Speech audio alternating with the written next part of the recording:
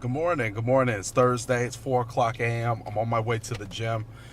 I had got this really great news just now. I was just reading this story about Larry Bird. Now, Larry Bird specifically sticks out to me for one reason. He was doing a McDonald's, or he was doing some type of commercial where he had to take free throw shots, but he had to miss one.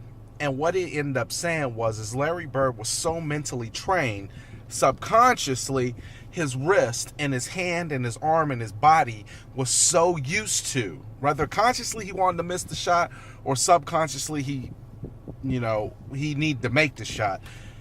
He ultimately could not miss the shot because his subconscious mind, which is the one that doesn't think, was so trained to make the shot that it just kept going in. Like, that's what I do. That's what I do every day, all day, for the past 30 years since I was 9 years old. This is all I do, is make the shot. The thing that stuck out to me right now when I was reading this article was the fact of when Larry Bird would step into a game. Now, I don't know. Some people don't know who Larry Bird is.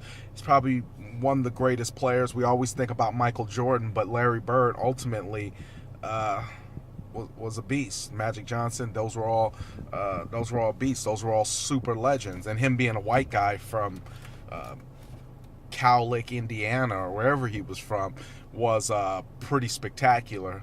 So here's the thing. Larry Bird almost never thought when he got on the court.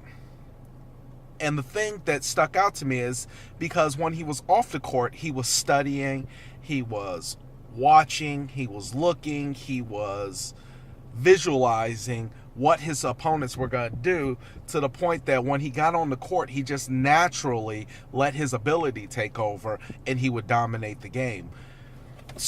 That so much brought me back to something that I kind of find myself guilty of, which is overthinking processes and steps. Overthinking, what am I going to say to the client? What am I going to say to the prospect? How am I going to get them to sign with me? How am I going to get them to be Team Jermaine? How am I going to get them to do that? And then listening to what this person who has achieved so much in their field, and their field of sports, when there were so many greats around them at that time, really brought something back to light. So this is going to be a fairly short video. Don't overthink it. Do the work. Don't overthink it. Trust in your abilities and don't overthink it. Trust in what you already know. Move in that direction and don't overthink it. Fairly simple for the day. Peace.